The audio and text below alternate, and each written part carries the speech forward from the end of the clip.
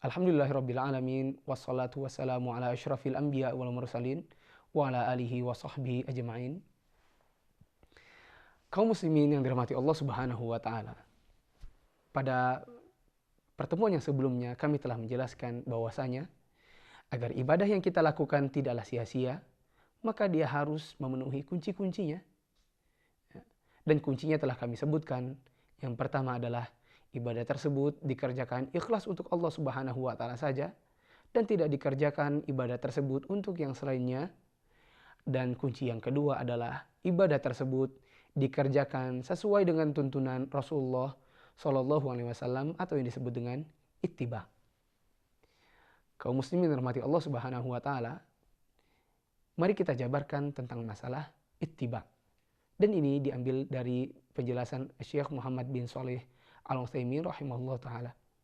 Beliau pernah mengatakan bahwasanya ittiba atau ibadah dikerjakan sesuai dengan tuntunan Rasulullah SAW ini tidak akan bisa dicapai secara menyeluruh atau total, secara sempurna, melainkan dia harus berada pada 6 aspek.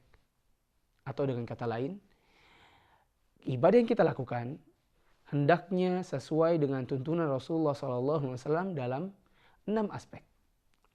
Aspek yang pertama adalah aspek sebab. Artinya, hendaklah ibadah yang kita kerjakan sesuai dengan tuntunan Rasulullah SAW dalam masalah sebab. Dan apabila seseorang mengerjakan suatu ibadah tidak sesuai dengan sebab yang diajarkan oleh Rasulullah SAW, maka ibadah tersebut adalah ibadah yang sia-sia. Bagaimana contohnya? Apabila ada seorang yang mengerjakan tahajud misalnya di suatu malam. Kebetulan bertepatan dengan malam Isra Mi'raj atau tanggal 27 Rajab misalnya. Lalu dikatakan, Masya Allah Anda mengerjakan tahajud. Dia katakan, iya dikarenakan malam ini adalah malam Isra Mi'raj. Tahajud yang saya kerjakan dalam rangka Isra Mi'raj. Ini adalah tahajud yang tidak ada tuntunannya dari Rasulullah SAW. Karena Rasulullah SAW tidak pernah mencontohkan sekalipun bahwasanya ada ibadah tahajud yang dikerjakan dalam rangka menyambut Isra Mi'raj. Ini tidak ada. Dikarenakan tidak ada, berarti sebabnya adalah sebab yang tidak sesuai dengan tuntunan Rasulullah SAW dan berarti tidaklah ittiba.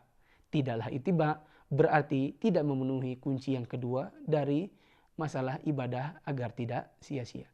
Ada orang pergi berhaji. Ketika ditanyakan, Masya Allah haji terus setiap tahun. Dia katakan, iya ini karena kita butuh untuk adanya kedudukan di dalam masyarakat. Kalau kita suruh pergi haji, nanti masyarakat akan senantiasa memanggil kita Pak Haji atau Bu Haji misalnya. Maka ini adalah sebab dari pelaksanaan haji yang tidak sesuai dengan tuntunan Rasulullah SAW. Dikarenakan tidak sesuai dengan sebab yang dituntunkan Rasulullah SAW. Ya, ibadah hajinya tidak dikerjakan dengan sebab yang benar. Maka ibadahnya tidaklah ittiba. Tidaklah ittiba berarti ibadahnya adalah ibadah yang sia-sia. Kemudian aspek yang kedua adalah aspek cara atau aspek kaifiyah. Maka ibadah yang kita kerjakan kalau ingin diterima oleh Allah Subhanahu wa taala dan tidaklah sia-sia, wajib bagi ibadah tersebut untuk dikerjakan sesuai dengan tata cara yang dikerjakan oleh Rasulullah Shallallahu Alaihi Wasallam.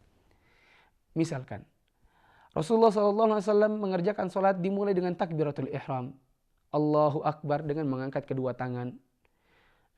Lalu kemudian diakhiri dengan salam, menoleh ke kanan satu kali, kemudian menoleh ke kiri satu kali dengan mengucapkan Assalamualaikum warahmatullah, Assalamualaikum warahmatullah. Lalu kemudian ada orang mengerjakan sholat, dia kerjakan dengan terlebih dahulu salam. Assalamualaikum warahmatullah, Assalamualaikum warahmatullah. Kemudian diakhiri dengan bertakbir, Allahu Akbar. Ini sholat yang tidaklah sesuai dengan tata cara yang dikerjakan oleh Rasulullah SAW. Berarti sholat yang dikerjakan tidaklah ittiba, dan dikarenakan tidak ittiba, maka sholatnya akan sia-sia, karena kehilangan kuncinya. Ya. Ada orang berwudu. Kalau Rasulullah SAW menuntunkan berwudu itu dimulai dengan niat, kemudian membaca bismillah, kemudian cuci tangan, dan seterusnya diakhiri dengan mencuci kedua kaki. Bagaimana kalau ada orang kemudian mencuci kaki terlebih dahulu, lalu diakhiri dengan baca bismillah? maka tata cara wudhu yang dia kerjakan tidaklah sesuai dengan tuntunan Rasulullah SAW, dikarenakan tidaklah sesuai dengan tuntunan Rasulullah SAW, maka dipastikan ibadahnya tidaklah ittiba. Tidaklah ittiba berarti ibadahnya adalah ibadah yang tertolak atau sia-sia. Kemudian aspek yang ketiga adalah aspek waktu. Artinya kalau ingin ibadah itu diterima oleh Allah Subhanahu wa taala, wajib untuk dikerjakan ibadah tersebut pada waktu yang sesuai dengan tuntunan Rasulullah SAW. Tidak diperbolehkan untuk mengerjakan ibadah tidak sesuai dengan waktunya. Misalkan berpuasa di malam hari dan tidak berpuasa di siang hari dalam rangka ibadah. Ini tidaklah sesuai dengan tuntunan Rasulullah SAW dalam masalah waktu, yaitu waktu berpuasa. Ada orang kemudian misalnya sholat zuhur, dia akhirkan secara sengaja tanpa uzur pada waktu asar. Maka ini adalah sholat yang tidak sesuai dengan waktu yang dituntunkan Rasulullah SAW. Berarti sholat yang dikerjakan tidaklah ittiba, dan berarti sholat yang dikerjakan adalah sholat yang sia-sia. Kemudian aspek yang berikutnya, yang keempat adalah aspek tempat. Tidak akan diterima oleh Allah Subhanahu wa taala suatu ibadah yang tidak sesuai dengan tempat yang ditentukan oleh Rasulullah SAW. Ada orang di sana, ya, di negara Iran, mengerjakan ibadah haji dan ibadah umroh di Ka'bah yang mereka buat di negara mereka. Ini adalah ibadah haji dan umroh yang tidak sesuai dengan tempat yang dituntunkan oleh Rasulullah SAW. Maka ini adalah bukan haji dan umroh yang ittiba, berarti haji dan umrohnya adalah haji dan umroh yang sia-sia. Ada orang bertawaf dan tawaf itu hendaknya di Ka'bah. Ada orang bertawaf, dia kerjakan di kuburan, berarti tidak sesuai dengan tempat yang diajarkan oleh Rasulullah SAW. Berarti ibadah tawaf yang dikerjakan adalah ibadah yang tidak ittiba dan sia-sia akhirnya. Ada orang beriktikaf, iktikaf yang dikerjakan di kuburan, membaca Al-Quran. Al-Quran yang dia baca dikerjakan di kuburan. Ini semua tidak sesuai dengan tempat yang diajarkan oleh Rasulullah SAW dalam ibadah-ibadah tersebut. Berarti ibadah ini tidaklah diterima oleh Allah Subhanahu wa taala karena tidaklah ittiba dan kehilangan kunci agar ibadah tersebut tidak sia-sia. Aspek yang kelima adalah aspek jenis.